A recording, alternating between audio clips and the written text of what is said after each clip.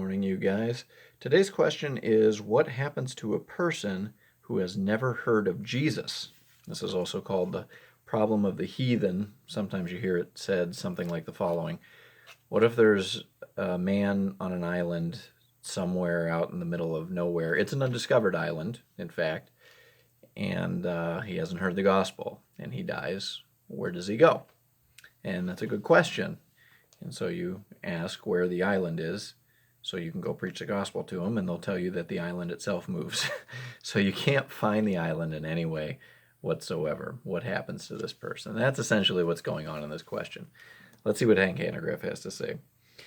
One of the most frequently asked questions on the Bible Answer Man broadcast, that was Hank's broadcast, or is Hank's broadcast, is what happens to those who have never heard of Jesus? Will God condemn people to hell for not believing in someone they have never heard of?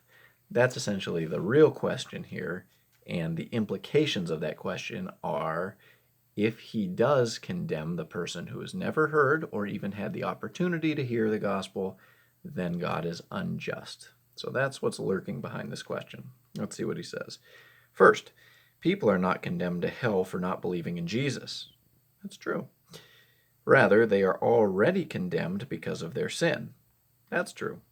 Thus, the real question is not, how can God send someone to hell, but how can God descend to save any one of us? Furthermore, if ignorance were a ticket to heaven, the greatest evangelistic enterprise would not be a Billy Graham crusade, but a concerted cover-up campaign. Such a campaign would focus on ending evangelism, burning Bibles, and closing churches. Soon no one will have heard of Christ, and everyone will be on their way to heaven. In other words, if ignorance was an automatic ticket to heaven, then whoever preaches the gospel is doing a great disservice.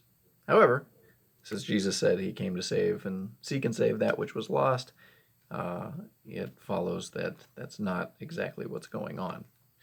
Finally, it should be emphasized that everyone has the light of both creation and conscience. It's called general revelation. God is not capricious.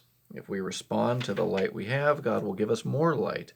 In the words of the Apostle Paul, quote, "From one man he made every nation of men, that they should inhabit the whole earth, and he determined the times set for them and the exact places where they should live. God did this so that men would seek him and perhaps reach out for him and find him, though he is not far from each of us." End quote. Acts 17:26-27. For further study, see Ronald Nash as Jesus the Only Savior.